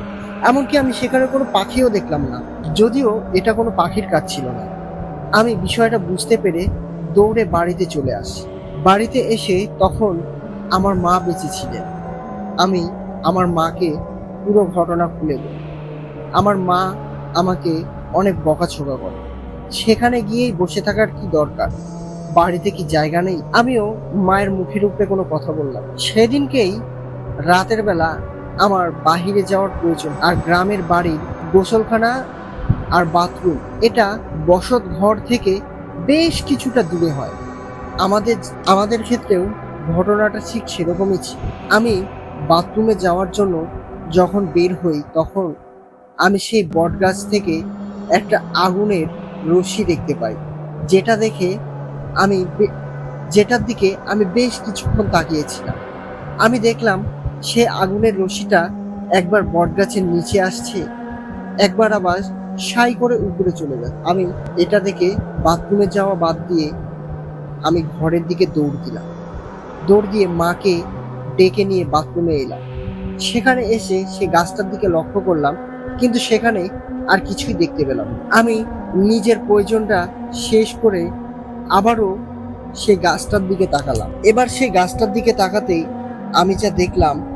আমি দেখলাম এক সাদা কাপড় পরা কেউ একজন গাছের ডালে পা ঝুলিয়ে বসে আছে, আর মনে হচ্ছে সে আমার দিকেই তাকিয়ে আছে। এটা দেখে আমি অনেক জোরে চিৎকার করি। আমি আমার মাকে সেই জিনিসটা দেখালাম, কিন্তু আমার মা সেখানে কিছুই দেখতে পেল না। এটা দেখে আমার মা আমাকে নিয়ে আমাদের বাড়িতে চলে আসে। সেদিনকার মতো আমি শুয়ে পড়ি। হঠাৎই রাতে আমার প্রচন্ড জ্বর আসে। আমি জ্বরের ভেতরেই স্বপ্নে দেখছি আমি হেঁটে হেঁটে নিজের ঘরের দরজা খুলে সেই বটগাছের কাছে গিয়ে দাঁড়ালাম। তারপরে আবারও ঘুমিয়ে পড়ি। পরের দিন সকালবেলা ফজরের আজান দিচ্ছিল। এমন সময় চোখ খুলে আমি যা দেখলাম তার জন্য আমি মোটেও প্রস্তুত ছিলাম না। আমি চোখ খুলতেই দেখলাম আমি সেই বটগাছের নিচেই শুয়ে আছি। এটা দেখে আমি চিৎকার করে আবারও বাসার ভেতরে চলে গেলাম। বাসায় গিয়ে মাকে পুরো ঘটনাটা আমি বললাম। ঘটনাটা শুনে মা প্রচন্ড আশ্চর্য হলেন। দেরি না করে তিনি আমাকে একটা হুজুরের কাছ থেকে পানি পড়া নিয়ে এসে দিলেন। আমি সেই পানি পড়াটা খেয়ে সুস্থ হই। এমনই একদিন আমি সন্ধ্যাবেলায় সেই বটগাছের ওই দিক দিয়ে সেই কালভার্টটার উপর দিয়ে যাচ্ছিলাম। এমন সময় আমি অন্ধকারের ভেতরেই আবছা আলোতে আমি দেখতে পেলাম সেই বটগাছের ডালে পা ঝুলিয়ে একটা কালো অবয়ব বসে আছে, আর আমার দিকে এক দৃষ্টিতে তাকিয়ে আছে। আমি দেখলাম সে অবয়বটা পুরোটাই একেবারে ঘুষঘুষে কালো, আর তার চোখগুলোই শুধু লাল জ্বলজ্বল করছিল। আমি এটা দেখে দৌড়ে আমার নিচের বাড়িতে চলে যাই। সুজন ভাইয়ার বাবার সাথে এই দুইটা ঘটনাই ঘটেছিল। পরবর্তী ঘটনাটা সুজন ভাইয়ার চাচার সাথে ঘটে। ঘটনাটা ঠিক এরকম। এই ঘটনাটা সুজন ভাইয়ের বাবা নিজে আমাদের কাছে বলেছে। আমরা সরাসরি তার ভাষাতেই সেই ঘটনাটা আপনাদের কাছে উপস্থাপনা করার চেষ্টা করি। বলেছেন, আমি একদিন বিল থেকে ফেরত আসার সময় সন্ধ্যাবেলায় সেই কালভার্টের উপর দিয়ে আসছিলাম। এমন সময় আমার শরীরে একটা গরম বাতাস এসে লাগে। বাতাসটা লাগায় আমি প্রচুর পরিমাণে অস্বস্তি বোধ করি। আমার কেন জানি মনে হচ্ছিল আমার শরীরটা প্রচুর পরিমাণে অসুস্থ হয়ে গেছে। আমি হাঁটতে পারছিলাম না। এভাবেই আমি অনেক কষ্টে আমার বাড়ি পর্যন্ত এলাম। বাড়িতে এসে বারান্দার উপরে ঠাস করে বসে পড়লাম। আমার বাড়ির লোকজন এসে আমাকে জিজ্ঞাসা করলো কি হয়েছে। আমি তাদেরকে ঘটনাটা খুলে বললাম যে এরকম সে কালভার্টটার উপর দিয়ে আসার সময় একটা গরম বাতাস লেগে আমার শরীরটা প্রচন্ড খারাপ হয়ে গেছে। সেদিনকে রাতে আমার প্রচুর পরিমাণে জ্বর এলো। 2-3 দিন পর আপনি সেই জ্বরটা ভালো হয়ে গেল। ঘটনাটা স্বাভাবিক মনে করে আমি এড়িয়ে গেলাম। এভাবে বেশ কয়েকটা দিন কেটে যায়। হঠাৎই একদিন আমি আমাদের বিলের জমিতে পানি দিচ্ছিলাম। পানি দিতে দিতে রাতটা একটু বেশি হয়েছে। আনুমানিক তখন রাত 8টা কি 9টা বাজবে। কিন্তু গ্রামের ভেতরে রাত 8টা-9টা মানে অনেক গভীর রাত। আমার কাছে কোনো টর্চ লাইট ছিল না। সে সময় টর্চ লাইটের সেরকম প্রচলনও ছিল না। আমার হাতে একটা হারিকেন ছিল। আমি সেই হারিকেনটা নিয়ে গ্রামে সেই কাঁচা রাস্তা ধরে হেঁটে হেঁটে আসছিলাম। আমি যখন সেই কালভার্টটার ওইখানে এসে পৌঁছাই, সেখানে পৌঁছে আমি যা দেখলাম তার জন্য আমি মোটেও প্রস্তুত ছিলাম না। আমি দেখলাম সেই কালভার্টের ওপরে একটা কাফনে জড়ানো লাশ আড়াআড়িভাবে শুয়ে রাখা আছে। আমি চাইলেও সেই কাফনে জড়ানো লাশটাকে পাশ কাটিয়ে যেতে পারবো না। আমি যদি যাই তাহলে সেই লাশটার উপর দিয়ে যেতে হবে, না হলে তার পায়ের ওই দিক দিয়ে যেতে হবে। আমি অনেকক্ষণ ধরেই সেই লাশটার সামনে দাঁড়িয়ে থেকে ভাবছিলাম যে আমি কি করব, কি বিপদের ভেতরে পড়লাম। আমি যে পেছন দিকে ফিরে যাব তারও কোনো উপায় নেই, কারণ পেছনে শুধু ধুধু বিল, সেখানে কোনো বাড়িঘর নেই। আর বিলের কিছু কিছু জায়গায় পানি জমে আছে। আমি কি করব কিছুই বুঝতে পারছিলাম না। এমন সময় একটা দমকা বাতাসে আমার হারিকেনের আলোটাও নিভে গেল। আমি শেষমেশ চিন্তা করলাম যা হবে দেখা যাবে। আমি লাশের পায়ের ওই দিক দিয়ে ব্রিজের উঁচু জায়গা দিয়ে আমি হেঁটে এই লাশটাকে পার করে এক দৌড়ে বাড়িতে যাব। যেই ভাবা সেই কাজ। আমি কোনো উপায় না পেয়ে সেই ব্রিজের রোলিংয়ের উপরে উঠে দাঁড়ালাম। আমি যখনই সেই ব্রিজের রোলিংয়ের উপরে উঠে দাঁড়ালাম, সেই লাশটা এক ঝাটকায় উঠে দাঁড়ালো আর এক ধাক্কা দিয়ে আমাকে পানিতে ফেলে দিল। আমি সেই পানিতে পড়ার সাথে সাথেই আমি বুঝতে পারলাম যে আমার চারপাশে আমি ছাড়াও আরো অনেকজন আছে। আমি চোখ মেলেই পানির ওপরে উঠে আমি চোখ মেলেই দেখলাম আমার দিকে অসংখ্য জলজলকৃত চোখ তাকিয়ে আছে। আমি পানি থেকে উঠে তাকিয়ে দেখলাম আমার চারপাশে অসংখ্য কালো অবয়ব দাঁড়িয়ে আছে, যাদের চোখগুলো জোনাকি পোকার আলোর মতো জলজল করছে। আমি অনেক জোরে চিৎকার দিয়ে অনেক হামড়ি ধামড়ি করে পানি থেকে ডাঙায় উঠে এক দৌড়ে বাড়িতে চলে আসি। আমার সাথে এটা কি হলো আমি কিছুই বুঝতে পারলাম না। আমি বাড়িতে এসে সবাইকে ঘটনাটা খুলে বলি। আমার মা আমার বুকে মশলা করার যে শিলপাটা থাকে সেই শিলটা আমার বুকে চেপে ধরতে বলল। আমি বেশ কিছুক্ষণ সেই কাজ করলাম। আমার দাদি আমাকে ঘর ঝাড়া ঝাড়ু দিয়ে বেশ কিছুক্ষণ ঝাড়লেন। আমাকে সেদিনকে আর কিছু খেতে দিলেন না। আমি না খেয়েই ঘরে শুয়ে পড়লাম। আমি শোয়ার সাথে সাথে আমার প্রচুর পরিমাণে জ্বর এলো। আমি জ্বরের ভেতরেই এভাবেই সারা রাত গোংড়াতে কাটিয়ে দিলাম। এভাবে প্রায় 10 থেকে 15 দিনের মতো আমার একটানা জ্বর ছিল। কোনো ওষুধ দিয়েও আমার জ্বর ভালো হচ্ছিল না, কোনো পানি পড়া দিয়েও আমার জ্বর ভালো হচ্ছে। প্রায় বেশ কিছুদিন পর আমি পুরোপুরি সুস্থ হই। কিন্তু আমার ডেলি রুটিন যেটা ছিল সেটা আমার করতেই হবে। আমি বরাবরের মতো আবারও মাঠে কাজের জন্য বেরিয়ে আমি তারপর থেকে আর বেশি রাত করতাম না। আর যদি দেখতাম যে রাতেও আমার মাঠে থাকা লাগতো, তাহলে সাথে আমি আরো দুই একজনকে ধরে নিতাম। সেদিনকে আমি সকালবেলা মাঠে যাই। আমি যখন মাঠ থেকে বাড়িতে ফেরত আসি, তখন সূর্যটা একেবারে মাঝামাঝি অবস্থা ছিল, যেটাকে একেবারে খাড়া দুপুর বলা যায়। আমি হাঁটতে হাঁটতে সেই কালভার্টের কাছে আসি। আমি সেই কালভার্টের কাছে এসে যা দেখলাম তার জন্য আমি মোটেও প্রস্তুত ছিলাম না। আমি দেখলাম সেখানে খালি গায়ে উলঙ্গ অবস্থায় কেউ একজন শুয়ে আছে, যার ধর থেকে মাথাটা আলাদা করা। এটা দেখে আমি প্রচন্ড ভয় পেয়ে যাই এবং চিৎকার করে চিৎকার করতে করতে এক দৌড়ে বাড়িতে চলে আসি। ঘটনাটা এখানেই শেষ হলে ভালো হতো, কিন্তু এর থেকেও ভয়ঙ্কর কিছু আমার সাথে ঘটতে চলেছে, যা আমরা কেউই কল্পনা করি। তারপরের ঘটনাটুকু সুজন ভাইয়ের বাবা বলেছে। ঘটনাটা ছিল এরকম: সুজন ভাইয়ের বাবা বলেন, আমার ভাইয়ের সাথে এই ঘটনা ঘটে যাওয়ার পর বেশ কয়েকদিন কেটে যায়। তারপরে হঠাৎই একদিন এক সন্ধ্যায় খবর পাই আমার ভাইকে বিকাল থেকে খুঁজে পাওয়া যাচ্ছে না। আমরা সব ভাই ব্রাদার মিলে অনেক খোঁজাখুঁজি করলাম, কিন্তু আমার ভাইকে পুরো এলাকা সহ আশপাশের 2-3 এলাকাতেও খুঁজে পেলাম না। সে যেখানে যেত সেখানেও আমরা খোঁজ করেছি, তার বন্ধু বান্ধব থেকে শুরু করে সব জায়গাতেই খোঁজ করেছি, কিন্তু কোথাও আমার ভাইকে আমরা পাই। সেই রাতটা ঠিক সেভাবেই কেটে যায়। পরের দিন ভোরের আলো ফুটতেই শুনতে পেলাম বাহিরে অনেক চেঁচামেচি হচ্ছে, অনেকের কান্নাও করছে। আমি ঘুম থেকে উঠে বাহিরে বের হয়ে দেখি সেই কালভার্টের আশপাশে অনেক মানুষজন ভিড় করে দাঁড়িয়ে আছে। আমি এক পা দুপা করে সেখানে গেলাম। সেখানে গিয়ে আমি যা দেখলাম, সেই কালভার্টের ওপরে একজন মানুষ মরে পড়ে আছে। আমি মানুষের ভিড় এড়িয়ে সেখানে তাকাতেই দেখলাম বডিটার কোনো মাথা নেই। আমি লুঙ্গিটা দেখার সাথে সাথেই চিনতে পারলাম এটা আর কেউ না, কারণ এটা আমারই ভাই, কারণ লুঙ্গিটা আমারই ছিল। এটা দেখে আমি অনেক জোরে কাঁদতে লাগলাম আর চিৎকার করে বলতে লাগলাম, এটা আমার ভাই। আমার কথা শুনে আমার পরিবারের লোকজন আর আমার লোকজনেরাও কান্না করতে লাগলো। আমরা আমার ভাইয়ের বডিটাকে ধরে অনেক কান্নাকাটি করলাম।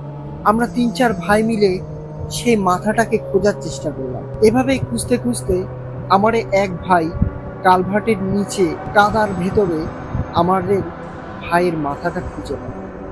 এভাবেই কয়েক ঘন্টা কাটার পরে পুলিশকে খবর দেওয়া হয়। সেই সময়ের পুলিশ এতটাও উন্নত ছিল না। তারা এসে বডিটা নিয়ে যেতে চাইলে আমরা তার প্রতিবাদ জানাই। আমরা সেই লাশটা পুলিশের কাছে হস্তান্তর না করে আমরা নিজেরাই তার দাফন কাফন করে নিই। পুলিশ তাদের মতো করে ইনভেস্টিগেশন চালিয়েছিল, কিন্তু এতে কোনো লাভ হয়নি, কারণ খুনিকে ধরতে পারা যায়। শুধু এতটুকুনি জানা গেছিল যে ওই মাথাটা কোনো অস্ত্র কিংবা কোনো ধারালো কোনো কিছু দিয়ে কাটা হয়নি। মাথাটা দেখতে এমন ছিল, মনে হচ্ছিল কোনো শক্তিশালী কেউ ঘাড়ের ওপরে উঠে কিংবা কোনোভাবে এক টান দিয়ে মাথাটা শরীর থেকে ছিঁড়ে ফেলেছে। ঘটনাটা এখানেই শেষ। এরকম আরো অনেকজনের সাথেই ঘটেছে, যারা এই ব্রিজ দিয়ে যাওয়ার সময় এরকম লাশ দেখতে পেয়েছে। এইভাবেই প্রায় 8-9 জনের মাথাবিহীন শরীরটা এই কালভার্টের উপরে পড়ে থাকতে দেখা গিয়েছে।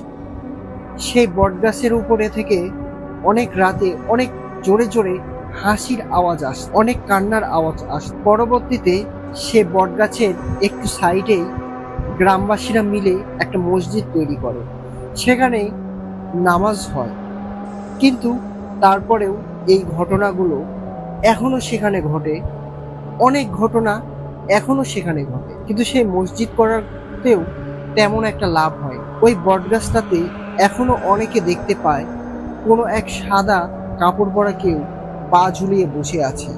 আবার অনেকে এটাও দাবি করেছে যে সেই মসজিদে নাকি অনেক রাতের বেলা আলো জ্বলতে দেখা যায়। সেখানে গেলে দেখা যায় কেউ একজন কি একজনের বেশি নামাজ আদায় করছে। তাদের উচ্চতা অনেক লম্বা, পরনে কখনো সাদা আলখাল্লা পরা, কখনো বা পাঞ্জাবি পরা। আমাদের ইউটিউব চ্যানেলে কমিউনিটি পোস্টে এই বটগাছ আর সেই কালভার্ট দুইটারই ছবি দেওয়া আছে। আপনারা চাইলে সেখান থেকে বটগাছ আর এই কালভার্টের ছবিটা অবশ্যই দেখে আসতে পারেন। ভালো লাগলে ভিডিওতে একটা লাইক দিবেন আর চ্যানেলটা সাবস্ক্রাইব করে আমাদের সাথেই জুড়ে থাকুন। চলে যাব আমাদের পরবর্তী ঘটনায়। ঘটনাতে যাওয়ার আগে বলে রাখি, চাইলে আপনিও আমাদের ঘটনা লিখে পাঠাতে পারেন। আমাদের ঘটনা লিখে পাঠাতে হলে ডেসক্রিপশন বক্সে দেওয়া ইমেল অ্যাড্রেসে আপনারা আমাদের ঘটনা লিখে পাঠাতে পারেন। চাইলে আমাদের ফেসবুক পেজে সরাসরি মেসেজের মাধ্যমে আপনারা আমাদের কাছে ঘটনা লিখে পাঠাতে পারেন। ঘটনাটা অবশ্যই বাংলায় লিখতে হবে। চাইলে আমাদের কাছে অডিও ক্লিপও পাঠাতে পারেন। কথা না বাড়িয়ে চলে যাচ্ছি ঘটনায়। ঘটনাটা একটা অডিও ক্লিপ, যেটা আমরা সেই জামালপুর সরষেবাড়ি থেকে রেকর্ড করে নিয়ে এসেছি। তো চলুন শুনে নেওয়া যাক সেই ঘটনা। প্রথমে আপনার নাম আর ঠিকানা দিয়ে শুরু করুন। থ্যাংক ইউ, অসংখ্য পরিমাণে ধন্যবাদ আমাকে বাস্তব কিছু কাহিনী তুলে দেওয়ার জন্য। এখন মূল বিষয়টা হচ্ছে যে এটা বাস্তব, আমি যে কথাটা বলবো এটা একদম বাস্তব কথা। মানুষের জীবনে অনেক কিছু ঘটে, ভৌতিক কিছু ঘটে। অবশ্যই আমার জীবনে কিছু ঘটছে, এর মধ্যে আমি প্রথমে একটা বলতেছি। প্রথমেই আমি আমার পরিচয়টা দিচ্ছি। আমার দেশের বাড়ি হচ্ছে ময়মনসিংহ বিভাগ, জামালপুর ডিস্ট্রিক্ট, সরিষাবাড়ি থানা। আমার নাম হচ্ছে মোহাম্মদ রাসেল মাহমুদ। যাই হোক, তো আমি টাঙ্গাইল একটা কোম্পানিতে জব করতাম। এটা কত সালে? সেটা হচ্ছে 2017 সালে। ওইখানে একটা বিশেষ একটা ঘটনা আমার সাথে ঘটে। যাই হোক, একটা ট্রেনিং সেন্টারের ভিতরে। তো ওইখানে আমি একটা দায়িত্বে থাকি, 15 দিনের একটা দায়িত্বে থাকি। জি। তো ওইখানে আমি রাতে 9টার সময় শুইছি। শোয়ার পরে চারপাশ দিয়ে বিভিন্ন রকমের প্রাইভেট কার, তারপরে মোটরসাইকেল ওই এরিয়ার ভিতরে আমার আশপাশ দিয়ে এখানে থাকে।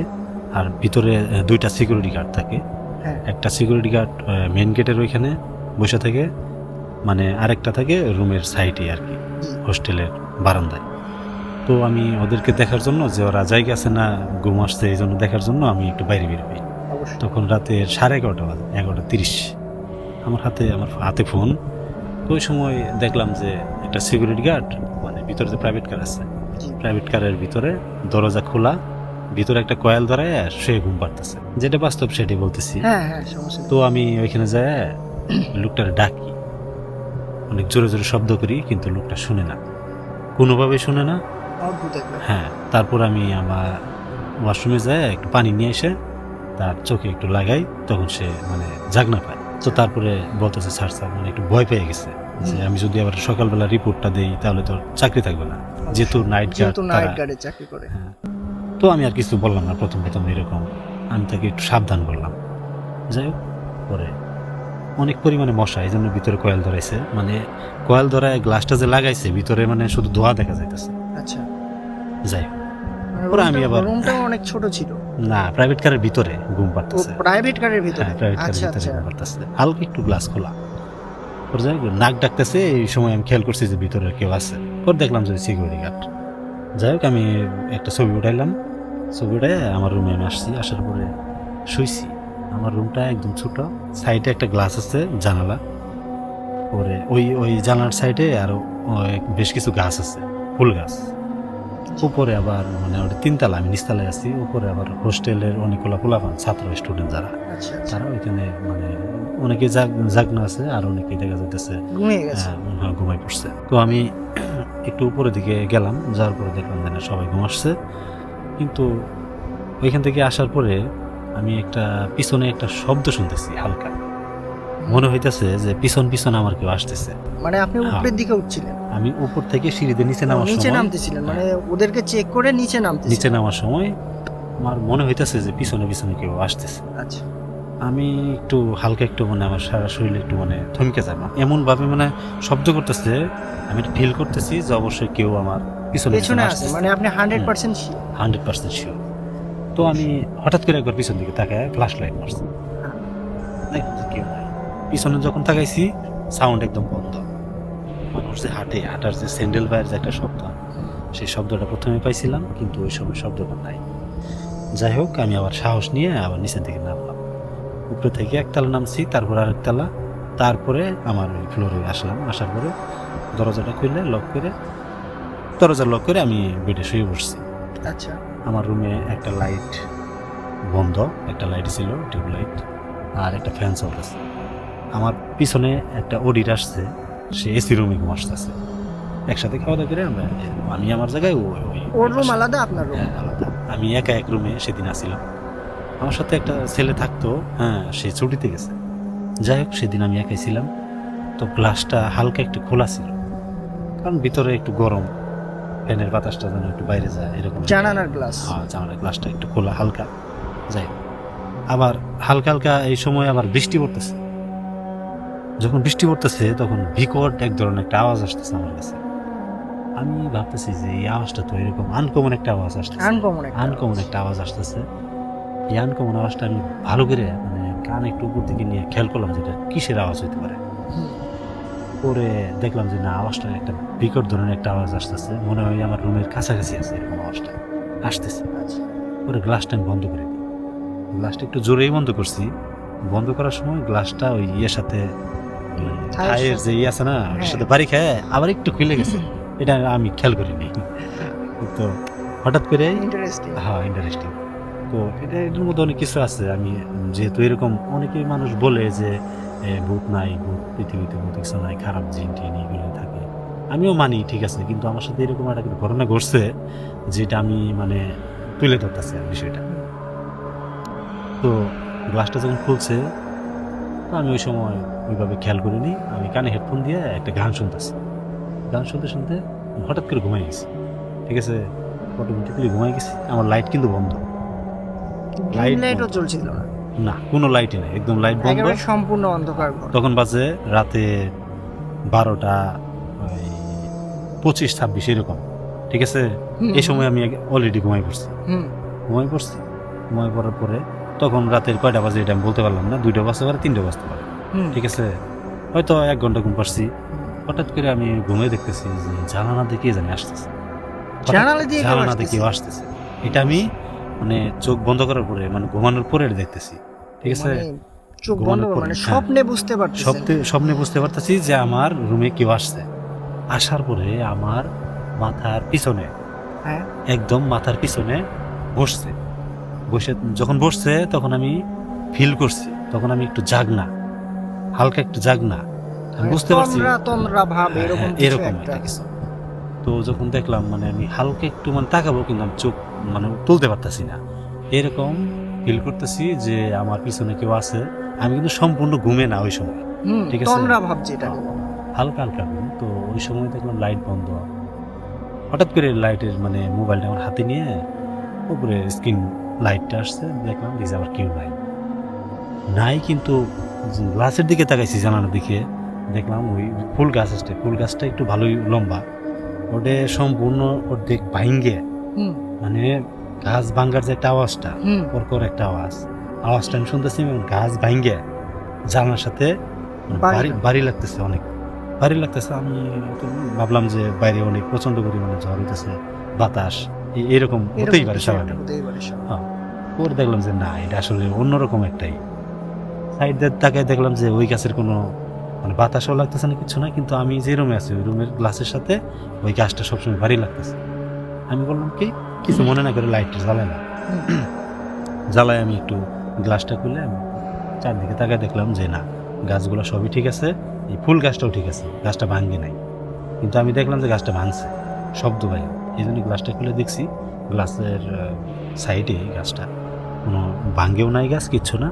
তারপর আমি আবার গ্লাসটা আটকাই দিছি। আটকাই দেওয়ার পরে ওই গ্লাসটা কি হয়তো ওই পাশে কোনো একটা ওই কোনো কিছু ছিল, ওই জন্য সম্পূর্ণ গ্লাসটা লাগে না, ঠিক আছে, লাগতেছে না। পরে দেখলাম যে ওইখানে একটা রাবার জাতীয় কলমের হেড একটা আটকেছে। হ্যাঁ, এই জন্য ওটা পরে হেডটা আমি সরাই দিলাম, সরাই দিয়ে গ্লাসটা আটকাই দিছি। আটকাই দিয়ে ওই থাকে না, একটা ক্লিপ থাকে না, লক থাকে, যেটা লক, ওই লকটা আটকাই নেই। লক আটকাই কি করবো, ওইখানে কেউ ডাক দিলে পরে আবার তাকে তো সকালবেলা পরে দেখা যাইতেছে লোক আটকে গিয়ে আবার শুয়ে পড়ছি, কিন্তু চোখে আমার ঘুম নাই, কিন্তু আমি চোখ বন্ধ করে এমনি শুয়ে রয়েছি, মানে ভাবতাছি যে আমার এখানে আজকে রাতে ঘুম হবে না, কারণ এর আগেও আমি ঘটনা শুনছি যে এখানে কিছু থাকতে পারে। কিছু থাকে ভিতরে আমার একটা ভয় কাজ করতেছে যে যেহেতু একা আমি ঘুম পারবো না, সমস্যা নেই, ঠিক আছে আমি একটু রেস্ট করি।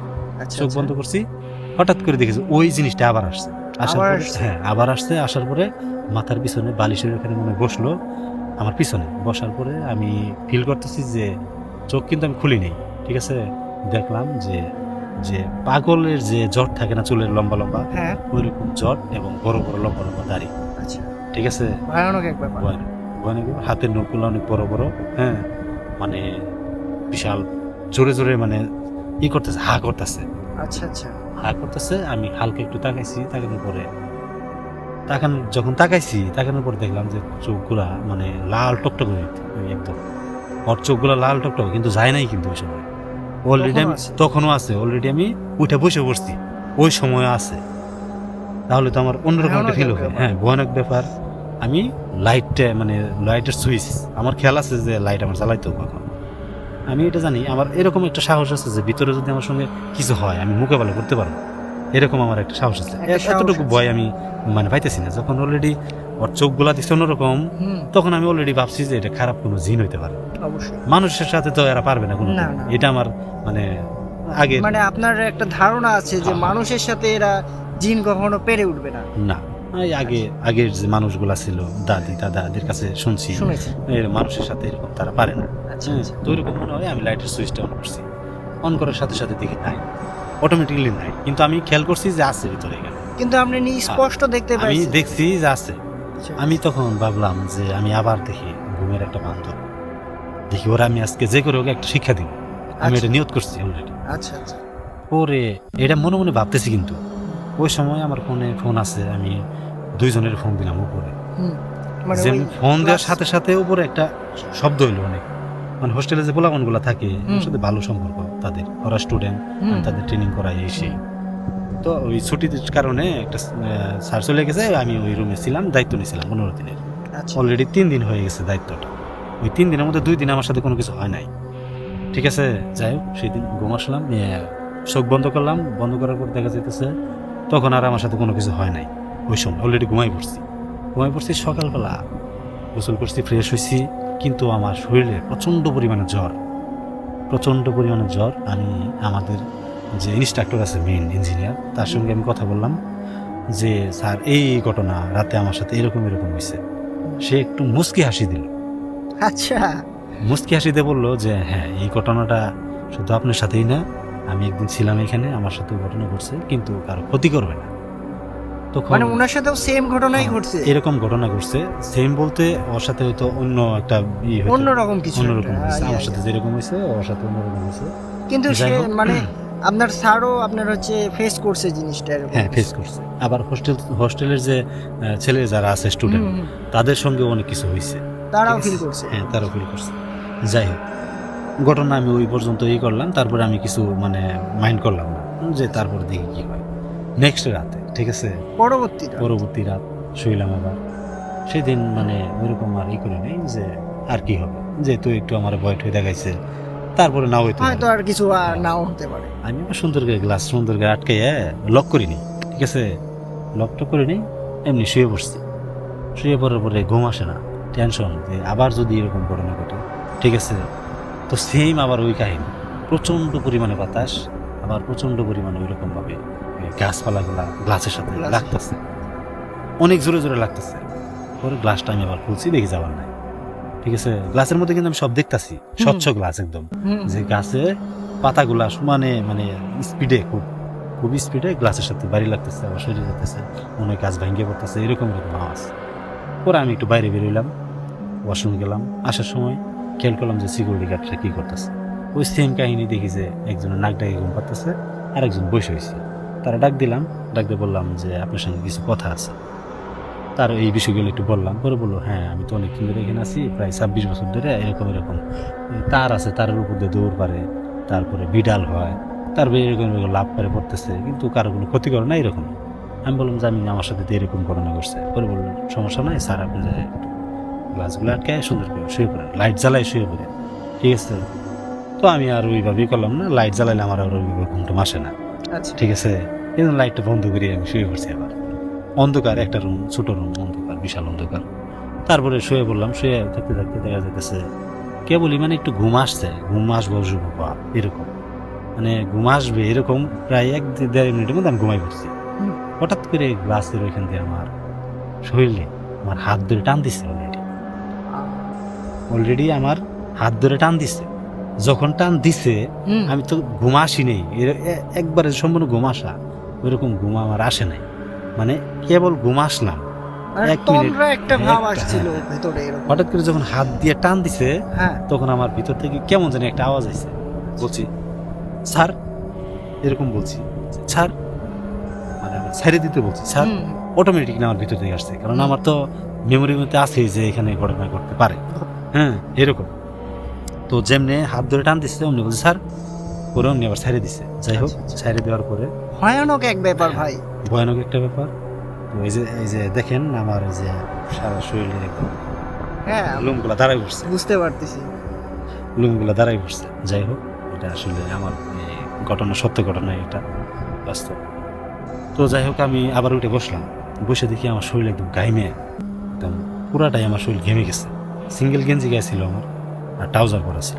যাই উঠে বসলাম, লাইটটা জ্বালাইলাম, ভাবতাছি যে উপরে একজনের ফোন দিয়ে এইখানে নিয়ে শোয়াই দিই, দুজনের একসাথে থাকি।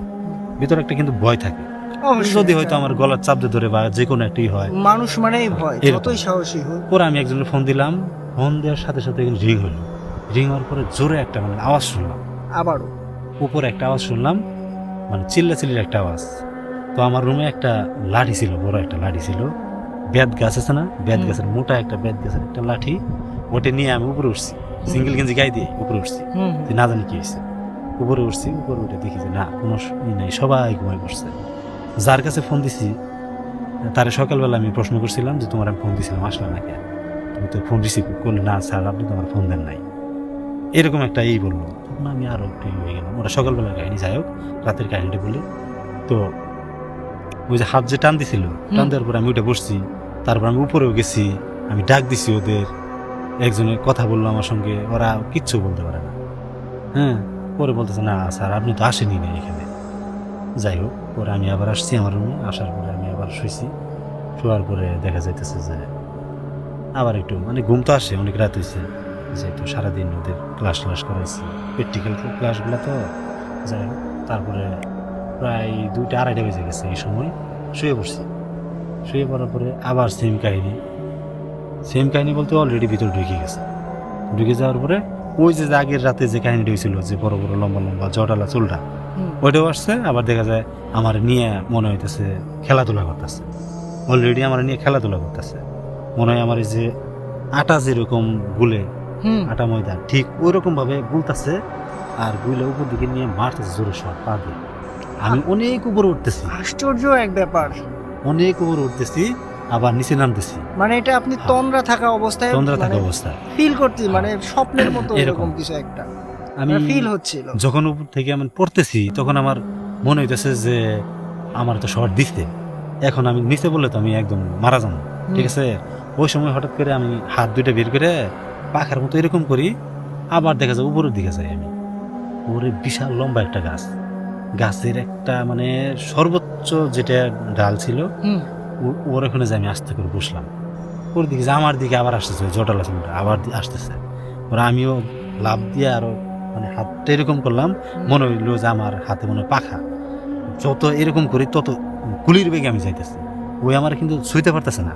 আচ্ছা, আমার আচ্ছা। পা মনে হয় ধরবো ভাব, ও খুব গতিতে আসতেছে আর আমিও খুব গতিতে যাইতেছি, মানে রকেট যেভাবে জাঁকা বাঁকা হয়ে। মানে এটা হচ্ছে আপনি হচ্ছে তন্দ্রায়, তন্দ্রা থাকায় তন্দ্রা অবস্থায় আপনি এই জিনিসটা উপলব্ধি করতেছেন। উপলব্ধি করতেছি। যাই হোক, আচ্ছা, তখন এটা আমি ভাবলাম যে হয়তো আমি স্বপ্নে দেখতেছি, এটা আমি ভাবলাম। তো আবার ঘুম ভাঙি, ভাঙার পরে আমি একটু পানি খাইলাম, শরীর ঘেমে গেছে একদম, পানি খাইলাম, পানি খেয়ে আবার শুয়েছি। শোয়ার পরে অলরেডি আবার ঘুমিয়ে পড়ছি, কারণ সকাল 7টার সময় উঠতে হবো। ওঠার পরে ওদের একটু ওই ব্যায়ামের জন্য আমার একটা ক্লাস আছে, ওদের একটু নিচে নামে একটু ব্যায়াম ট্যায়াম করাতে হবো। তার বেশি ক্লাস হয়, পিটি হয়, তারপরে 9টা থেকে ক্লাস শুরু হয়। তো যেহেতু দায়িত্ব দিছে সকালবেলা উঠতে হবে, ওটার পর ওদের সব কিছু দেখতে হবে পড়াশোনা ঠিক আছে কিনা। এই জন্য মানে একটু বললাম যে সকালবেলা যেহেতু উঠতে হবে একটু ঘুম টুমের দরকার আছে। আবার শুয়ে পড়ছি, শুয়ে পড়ার পরে হঠাৎ করে যে আমার যে হাত ধরে টান দিছিল অলরেডি আবার সে আইসা পড়ছে, যেমনি আসছে, আসার পরে আমি কিন্তু মানে অন্যদিকে শুয়ে হয়েছি তাকায়, হ্যাঁ ও বাসে আমি ঘুমাই গেছি, ঠিক আছে। আমি কিন্তু জাগ না, যেমনি আসছে, আসার পরে হাত আবার যেমনি আবার ধরছে, আমি আবার হাত ধরে ফেলেছি অলরেডি। কিন্তু হাত ধরছি, ধরার পরে আমার জোরে একটা ঝটকানি মারছে, ঝটকানি মারে গ্লাস যে খোলা ছিল ওই দিক দিয়ে না যায়, ও অন্যদিকে যায়, অন্যদিকে ঢুকছে। আমি করছি কি, গ্লাসটা দিছি আটকে দিছি লক করে লাইটের দিছি সুইচ দেওয়ার পরে ফ্যান যে করতেছে, ফ্যানের সাথে ঠিক ফুটবলের মতো একটা লাল টকটকার মানে আগুনের মতো এই ফ্যানের যে পাখা আছে, পাখার সাথে ঘুরতেছে, স্পিডে ঘুরতেছে।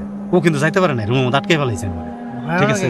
আপনার সাহসও অন্যরকম। আমি সুইচটা দেওয়ার পরে আমি এটা ভালো করে খেয়াল করতেছি, ঘুরতেছে, কিন্তু আমি ভিতরে কিন্তু ভয় পাইতেছি, ভিতরে কিন্তু আমার অনেক ভয়। আমি কিন্তু লক কিন্তু করে ফেলাইছি রুমের মধ্যে, আমি একাই, আমি যে মানে ভয় পাইতেছি এটা আমি বুঝতেছি, ঠিক আছে। কিন্তু সুইচ দেওয়ার পরে প্রায় 30 সেকেন্ড হয়েছে ও ঘুরতেছে, ও যাইতে পারতেছে না, ও মানে লাভ হাইতেছে, ওয়াল চারপাশ দিয়ে মানে লাভ হাইতেছে, মানে ওই যে ওয়াল ভাঙ্গে ফেলাম। ওর আস্তে করে আমি বললাম যে আমার এটা করতে পারে, এটা করতেই পারে, স্বাভাবিক একটা পরে গ্লাসটা যেমনি খুলে দিছি ও দিতে বের হয়ে চলে গেছে, একদম গুলির বেগে বেরিয়ে চলে গেল।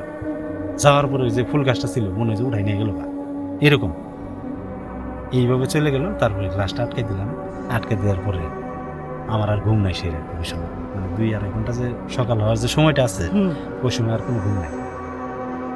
পরে ওইখানে কতক্ষণ চুপ করে বসে থাকলাম, দেখি যে আজান দিতেছে, আজান দিল, উঠলাম, ফ্রেশ হইলাম।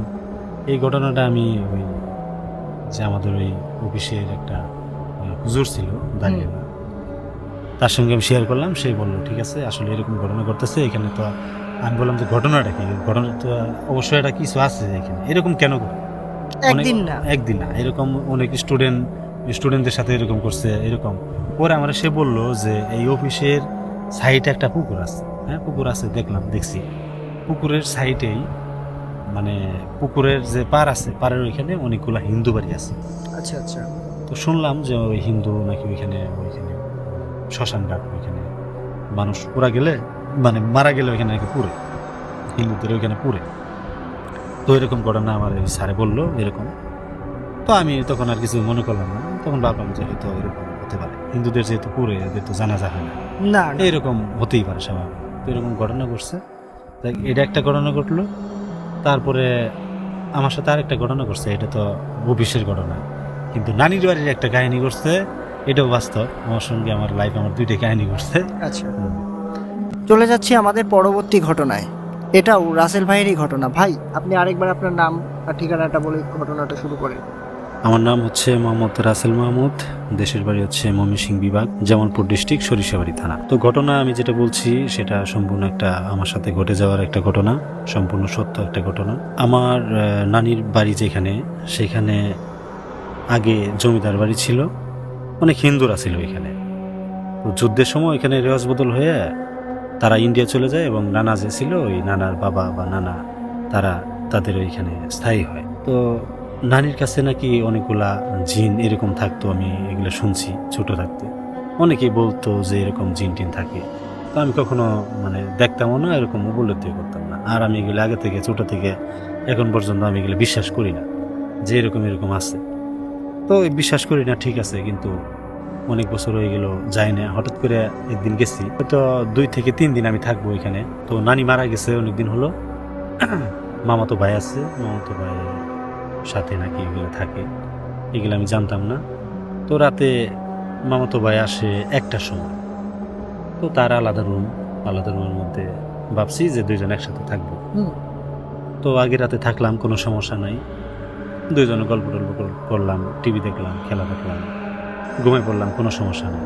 তারপরের রাতে আমি রাতের 10টার সময় শুইছি, রুমে শুইছি। শোয়ার পরে মামাতো ভাই আসে নাই, মামাতো ভাই আসবো 12টা-1টার সময় আসবে। আচ্ছা।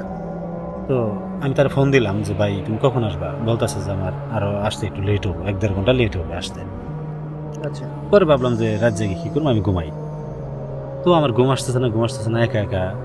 আবার ওইসব কথা মনে পড়তেছে নাকি যে এরকম এরকম এই রুমে আছে, অনেক কিছু মনে পড়তেছে আর ঘুম আসতেছে না, ভিতরে একটু ভয় ভয় লাগতেছে। আচ্ছা আচ্ছা তো তাকে হয়েছে হঠাৎ করে লাইট জ্বালানো অবস্থায়, তাকানোর পর থেকে মানে ওটা ছিল হাফ বিল্ডিং, উপরে টিন আর চারপাশ দিয়ে ওয়াল করা ছিল।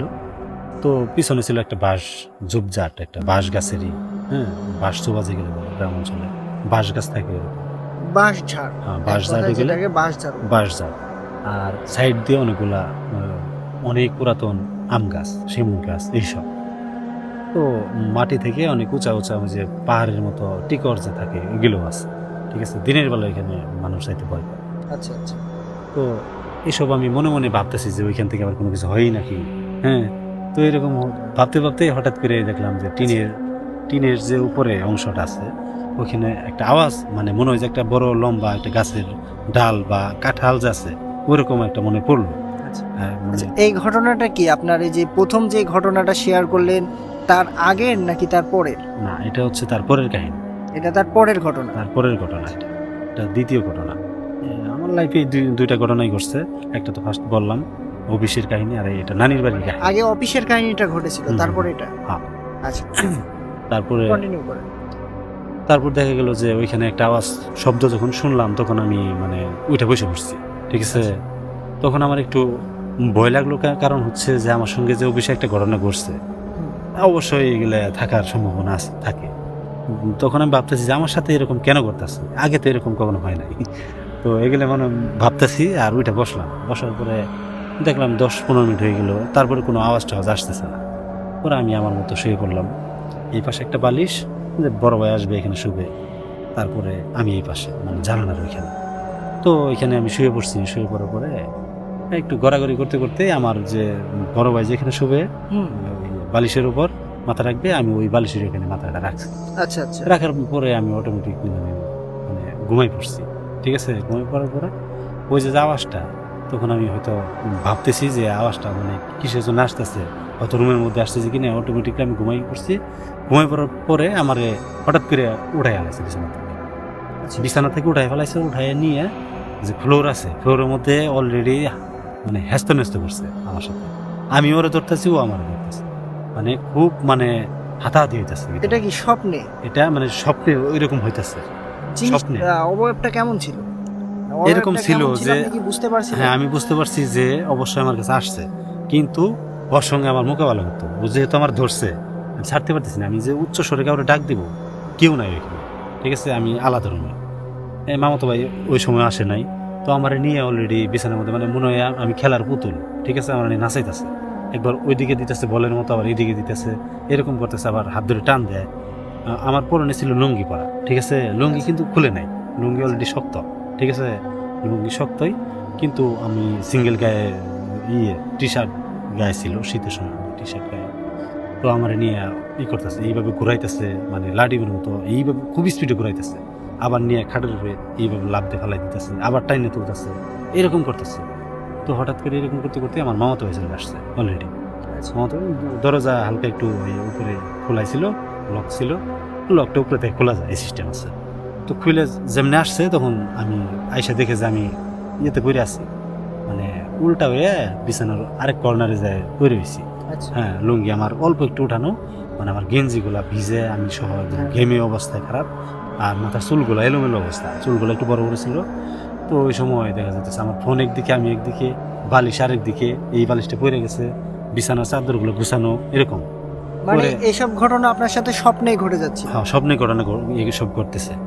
ওই সময় যখন মামাতো আসছে, ওই সময় কিন্তু আমি পুরা একদম ঘুমে। ঠিক আছে, ওই সময় ঘুমানো অবস্থায়।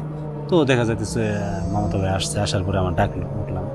উঠার পরে মানে আমি কথা বলতে পারতেছি না, এই অবস্থা, কথা বলতে পারতেছি না। পরে আমার জন্য একটু পানি নিয়ে আসলো, ঠান্ডা পানি খাওয়াই বলতেছে তোমার সাথে কিছু ঘটনা ঘটছে নাকি। আমার সরাসরি ডাইরেক্ট বলতেছে, ও কিন্তু কিচ্ছু জানে না। আচ্ছা আচ্ছা হ্যাঁ, কোনো কিচ্ছু জানে না। আমি পরে বিষয়টা বুঝলাম যে ওই মানে জানে এইসব, এই রুমের মধ্যে অনেক কিছু ঘটনা ঘটে। পরে আমি বললাম যে এরকম ঘটনাগুলো আমার সাথে ঘটছে, আমি স্বপ্নে এরকম দেখছি, এরকম আমার সাথে ঘটনা ঘটছে। আমি তোমার অপেক্ষা ছিলাম, কিন্তু আমি একটু ভয় হয়েছিলাম। উপরে এরকম একটা শব্দ আসছিল টিনের উপরে, চালের উপর। কিন্তু আমি একটু ভয় পেয়ে বসছিলাম, তারপরে ঘুমাই গেছি। তারপরে আমার সাথে এরকম এরকম ঘটনাগুলো ঘটছে। তখন আমার মামাতো ভাই হাসতেছে, মানে মানে ভালোই মোটামুটি হাসতেছে। আমি বললাম, তুমি হাসতেছো, আমার অবস্থা দেখো, আমার শরীর এখনো কাঁপতেছে, শরীরের লোমগুলা দাঁড়াই হয়েছে। তো আসলে ঘটনাটা কি? পরে বললো, মামাতো ভাই আমার বলতেছে যে এটা আসলে একটা ভালো একটা জিন, কিন্তু তুমি আমার আমার বিছানার এইখানে কেন আসছো? এটা আমি আমার জায়গায় এখানে যদি অন্য কেউ আসে তার সঙ্গে এরকম করে, ঠিক আছে? আচ্ছা আচ্ছা, তার সঙ্গে আশ্চর্য এরকম- একটা ব্যাপার। হ্যাঁ, এরকম ঘটনা ঘটে, এরকম ঘটনা আমিও এর আগে মানে শুনেছি আর কি। তো আমি ক্লিয়ার হইলাম যে আসলে এরকম। পরে আমি বললাম যে আসলে কে এটা হইতে পারে এরকম। পরে বললো, এটা তোমার নানির সঙ্গে ছিল, তোমার নানি মারা যাওয়ার পরে এটা আমার সঙ্গে থাকে। আমি জানি যে কোথায় কখন যাইতাছে, আমার ভালো মন্দ, সে আমার খোঁজ খবর নেই, কিন্তু এটা কারো কোনো ক্ষতি করে না। কিন্তু তুমি অনেকদিন পরে আসছো, এই জন্য তুমি যেখানে ছিলা ওইখানে যদি থাকতো তোমার কিছু করতো না। তুমি যখন আমার বালিশে ওইখানে মাথা রাখছো, ওই সময় ওর রাগ উঠে গেছে, এই জন্যই তোমার এনে একটু এরকম করছে। তো সমস্যা নাই, আমি আসছি, এখন কেউ সমস্যা করবো না। ওই এখন বুঝতে চলে- পারছে, ও বুঝতে পারছে যে তুমি আমার আত্মীয় লাগো, এখন আর তোমার সঙ্গে সমস্যা করবে না। আচ্ছা আচ্ছা। এরকম মানে আমার সঙ্গে একটা ঘটনা ঘটছিল। তখন আমি বুঝতে পারলাম যে না, এই পৃথিবীতে আসলে ভালো জিনও আছে, খারাপ জিনও আছে। খারাপ জিনিস আছে। হ্যাঁ, এরকম আমি জিনিসটা আমি ফিল করছি আর কি। এটা আমার দ্বিতীয় ঘটনা আর কি। আমার সাথে মানে ঘটে। ঘটনাটা কিন্তু ভাইয়ার সাথে স্বপ্নে ঘটে গেছে, বুঝছেন কি? স্বপ্নে ঘটছে। মানে ভাইয়া স্বপ্নে এইসব জিনিস দেখছেন, হুম। কিন্তু তার রিয়াকশনটা ঘুমের ঘরে আপনি বিছানার ভিতরেই দিছিলেন। হ্যাঁ। তারপরে আমি যখন জাগনা পাইলাম তখন উঠে দেখলাম যে না, অবস্থা আসলে খারাপ, আসলে আমার সঙ্গে এরকম ঘটনা ঘটছে। এরকম ঘটছে। হ্যাঁ, হ্যাঁ, তারপর দেখলাম বিছানার চাদরগুলো গুছায় আছে, আমার ফোন অন্যদিকে, হেডফোন অন্যদিকে, মাথার চুল আওলা জাওলা, মানে শার্ট যে বোতাম মারা ছিল, বোতাম একদম লাগানো ছিল, বোতাম একদম 3টা বোতামই খোলা। হুম, তখন বুঝতে পারলাম যে না, কিছু একটা ঘটেছিল আর এটা কি। স্বপ্নে যে গেলে এটা অটোমেটিকলি আমার বাস্তবে এরকম হয়েছে, কিন্তু বাস্তবে আমি এরকম হয়েছে, কিন্তু চোখটা আমি খুলতে পারিনি আর। চোখটা খুলতে পারি না। হ্যাঁ, এরকম। আমরা বুঝতে পারছি। ভাই আর কি আর কোনো ঘটনা আছে এরকম? না, এরকম ঘটনা আমার সঙ্গে আর হয় নাই এই পর্যন্ত। আচ্ছা, অনেক ধন্যবাদ রাসেল ভাইকে। কোথাও পরবর্তী ঘটনা যদি আমি পাই তাহলে আপনাকে আমি অবশ্যই জানাবো। আর আপনাকে অসংখ্য পরিমাণে ধন্যবাদ।